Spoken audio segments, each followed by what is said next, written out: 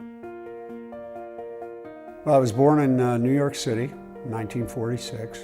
I was the third child of Mario and Mary Trinchero. In 1948, my dad decided to get the family out of New York and start a new life in California in a partnership to own Sutter Home Winery.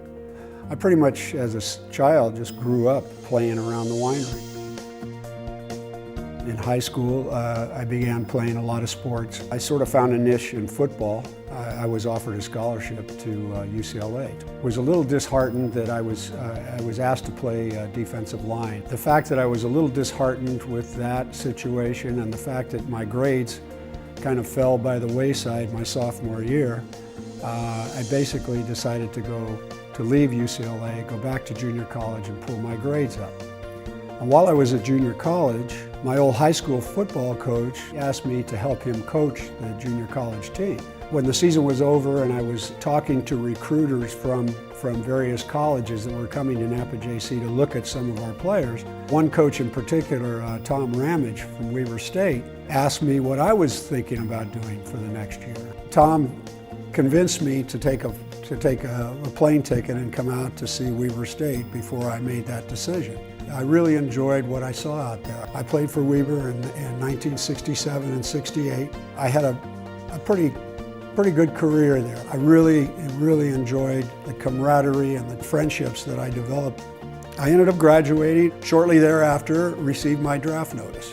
When I got back from Vietnam, my brother asked me, he said, you know, sales here at the winery are starting to go. I could use a little help.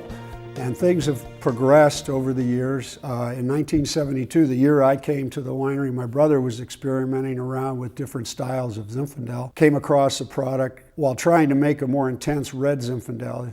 He removed some of the free-run juice from the fermentation tank and succeeded in making a very intense red Zinfandel. But then he had this clear juice off to the side that we really didn't know what to do with, so we fermented it and we bottled it up. And we called it Oeil de Patrie, which means eye of the partridge. This was a suggestion made by a retailer in Sacramento who said he would buy half the product if we called it that. We said, if you buy half the product, we'll call it anything you want. That was the beginning of a complete transformation in our existence, basically developing Sutter Home into a national brand. We currently market and sell over 40 different brands, and basically we've grown our business from basically in 1972, when we were selling maybe approximately 5,000 cases a year total, till today, where last year we sold over 19 million cases of wine. So it's been a real success story, and still hanging on to that and clinging to that family atmosphere. That is, to me, the best tribute that we can do to my father and mother, who took the chance back in the late 40s to move clear across country and start a new life in California. When I try to think of who's been the biggest influence in my life, it's really difficult to put it down to one person. Certainly early on, my parents. Goes on into college. Coach Sark, when I was at Weber State, and Coach Ramage at Weber State, both had a tremendous influence on me in terms of the work ethic and the rewards that you can be attained if you put your nose to the grindstone and move forward. I think the thing I'm most proud of the fact we were able to grow a business around family values. And I'm also most proud about the fact that my own personal family life turned out the way it did with 3 wonderful sons. We always said that the business is here for the family, not the family for the business. And it's sort of intermeshed now, and it's a very rewarding feeling.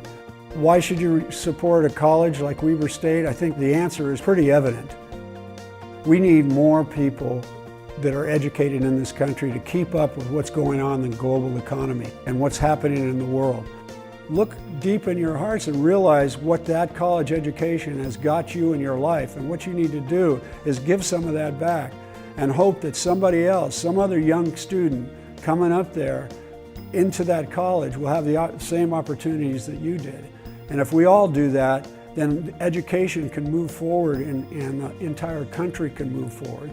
The fact that Weber State is honoring me with this prestigious award really came as quite a shock. To be actually singled out by a school that you had so many great memories. The friendships that I had there continue on to this day. I see a lot of my old teammates at the reunions. It was small, it was intimate, it was a place where, I don't know, I just felt more comfortable in.